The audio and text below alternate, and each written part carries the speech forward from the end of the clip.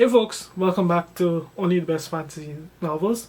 My name is Robin, and today I want to talk to you about one of my favorite books I've read this year, and that is James Islington's The Will of the Many. Now, right off the bat, there's a lot of about around this book with good reason, and I'll get into that. Now, a little bit of background.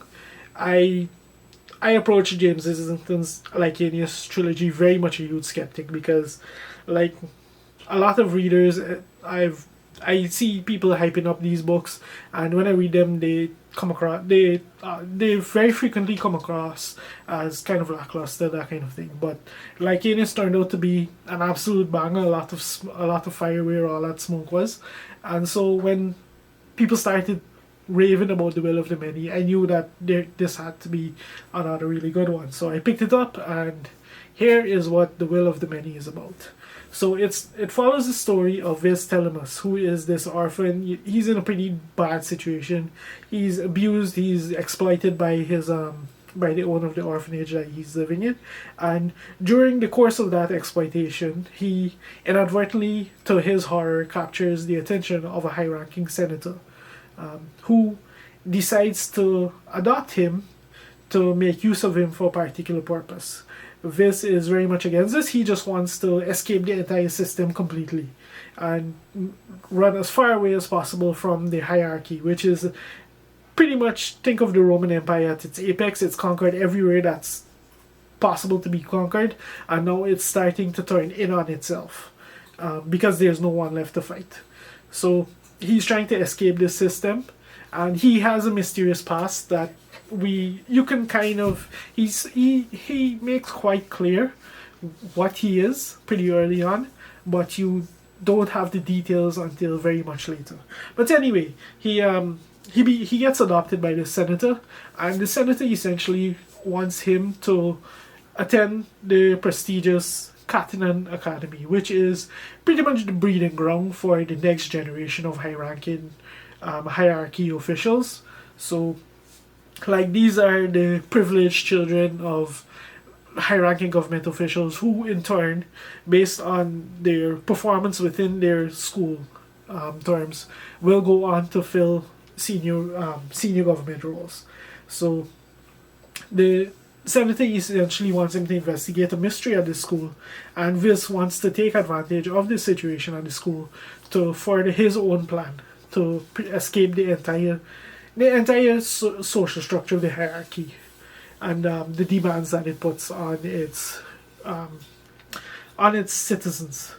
So he goes to the school, and what follows is what should be a typical magical school story, except it's very far from it. And about that, we'll get into it. So, where do I begin raving about this book? There's just so much to talk about. Viz is a great character. This book is told from first person point of view, which works because this is a very Machiavellian book, and Viz is very much a character willing to do what needs to get done to achieve his goals, whatever it takes. Think Jorg of Ancraft from Mark Lawrence's Broken Empire trilogy, except not so comically extreme. He's ruthless when he needs to be, and but he does feel like he does feel like regret and remorse for what he does, but that doesn't stop him. He does what needs to be done. He's essentially a borderline psychopath, and I loved every minute of reading about how this guy goes through the school, because that's the thing. This book, he's not just this type of character. That's the situation this book essentially throws him into, because the academy, the Catalan Academy that I mentioned, it's not just a training ground for the next generation. It actually determines their position when they exit the school. So the higher ranking you are within the school, because the school is structured in a hierarchical format, and the higher ranking you are within the school is the higher ranking an official you get to become when you exit. So it's just this absolute crabs in a barrel race among the students to get to the top and be the best that they can, essentially.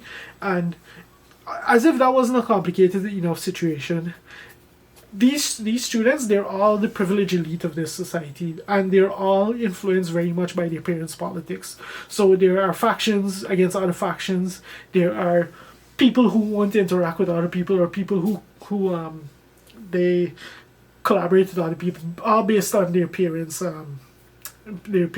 alliances, and it's just absolutely engaging from start to finish, just to read all these tangled relationships, and just, if you're a fan of political books and political intrigue and high fantasy and that kind of thing, this does it in spade loads. This book is all about character, all about relationships, essentially.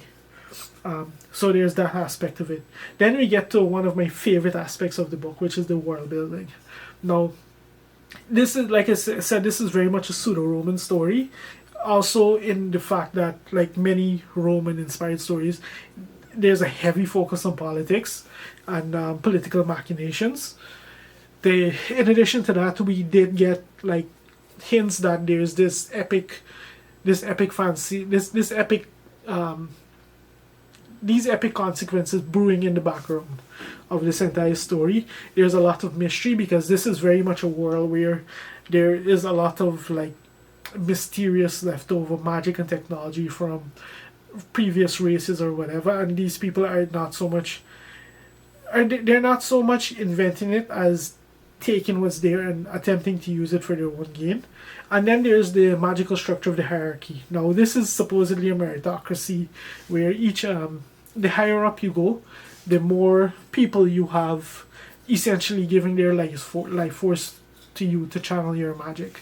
So you very much have a situation where the privileged elite are bleeding the life force of the masses. If that doesn't sound like a familiar situation to you, then I suspect you may need to pay more attention to your adult life. But yeah, that's what's going on there. It's one of the best analogies of capitalism I've ever come across. of the way a capitalist society is structured anyway. But yeah, there is that. And the magic itself is just, I'm not going to get more into it because of spoilers, but it's great. It's great. I just love how that entire thing is handled. So there's that. What else did I like about this book? Then there's what seems to be James Islington's shtick, which is pretty much to take classic, what should be classic fantasy in terms of just like the elements, the tropes, and the plots and the storylines and these kind of things. These are very much classic fantasy. And he just breathes new life into these things, because he's clearly a very talented writer, as this book now proves. Because like Cadence, you could call it a one shot. This is a completely brand new series, completely brand new world, and all of that. And he proves that Lycanius wasn't essentially a one-trick pony situation. He just breathes incredible life into these tired and well-used elements, and we just have an absolutely entertaining story from start to finish. Like, this book is what would happen if Joe Abercrombie and Patrick Rothfuss sat down to write a novel. I'm 100% convinced it's what would happen. It's just brilliant from start to finish. There are very few books I can point to that I just love from start to finish. This is one of them. And when I say from start to finish, I do mean all through it, from start to finish. Like, I was immediately hooked, and this book just never let me go until the very end. I think I've pretty much covered everything I did want to talk about in this book. It's just a brilliant opening to what's clearly going to be a very good series once things continue apace the way they're laid out in this book. We see, like, very much like what happened in Lycanus, we see the beginning of just so many things happening. There's just so many plots, so many threads that are going to be interwoven across the course of these 4 books, because this is going to be a quartet. Like, we just have Viz's story and what's going to drive him forward as he moves forward, and the decisions that he decides to make. There's the in a conflict of the hierarchy.